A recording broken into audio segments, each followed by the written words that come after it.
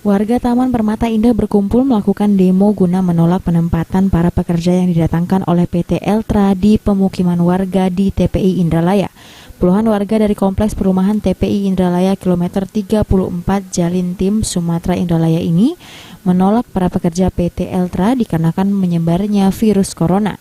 Terlebih warga menilai para pekerja yang didatangkan dari berbagai wilayah tersebut tidak melalui pemeriksaan sesuai SOP protokol virus corona, apalagi termasuk dalam kategori zona merah penyebaran virus corona. Kemarin Jumat hari Sabtu ya Jumat itu datang rombongan para pekerja yang banyak sekali. Langsung kami konfirmasi ke Humas PT Eltra bahwa ini rombongan tenaga kerja akan datang. Mereka yang mengatakan itu datang sudah diperiksa di tim kesehatan organ ilir. Nah, berkaitan dengan itu mereka mengumpul di satu tempat, di satu rumah dikontrakan itu di TPI.